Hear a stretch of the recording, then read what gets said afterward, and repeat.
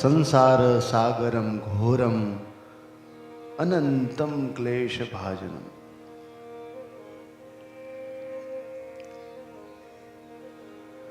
આ સંસાર છે,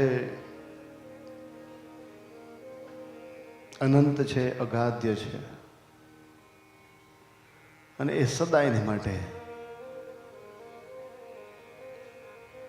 તમને અને મને બધાને અંતે તો દુઃખ આપવા વાળો જ છે. જે પ્રમાણે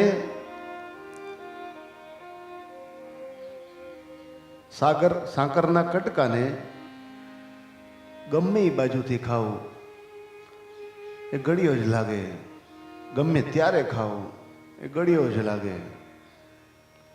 એમાં સાગર પણ કયો સાગર? સંસાર રૂપી સાગર. એ સદાયને માટે ગમે એ બાજુથી જોવો તમે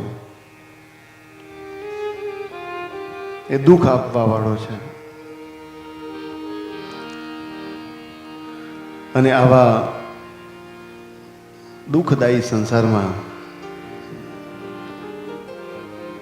જ્યારે પ્રભુની કથા મળતી હોય, પ્રભુની લીલાનું ગુણ આસ્વાદન કરવાનો જે અવસર આપણને બધાને પ્રાપ્ત થયો,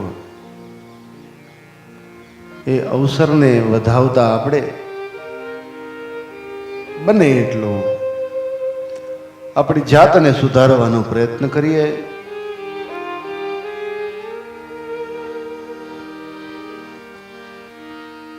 આપણે ખુદ સુધારવાનો પ્રયત્ન કરીએ.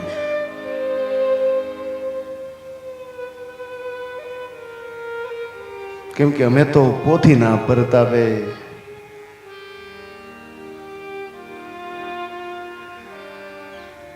પરમાત્માની દયા છે.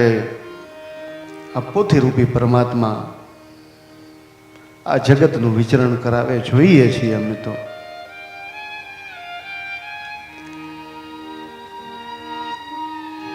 દરેક ઘરના ઇતિહાસો અમને જે જગ્યાએ જાઓ એક જ વાત હોય,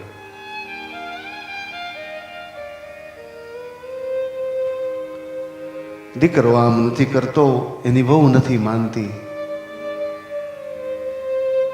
દીકરાઓ સાચવતા નથી.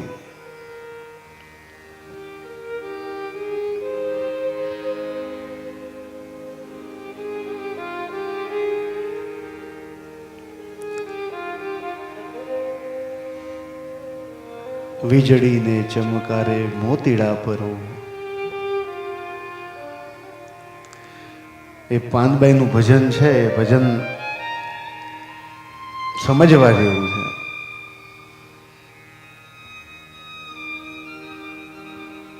એનો મર્મ બહુ દિવ્ય મર્મ છે. સંસાર સાગરમ ઘોરમ અનંતમ ક્લેશ ભાજનમ.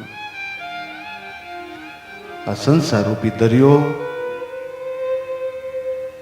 જેમ સમુદ્રની અંદર દરેક પ્રકારના રત્ન હીરા બધું મળે, એવી જ રીતે આ સંસાર રૂપી સાગરની અંદર પણ આપણને દરેક પ્રકારની વસ્તુઓ મળતી હોય. ક્યારેક સુખ મળે, ક્યારેક દુઃખ મળે. દરેક વસ્તુને આપણે અપનાવતા આપણું ધ્યેય આપણે સિદ્ધ કરવાનું હોય. સાધ્ય અને સાધન કથાની અંદર વારંવાર એક જ વસ્તુ આવશે. પ્રથમ દિવસથી પ્રારંભ થઈ છે,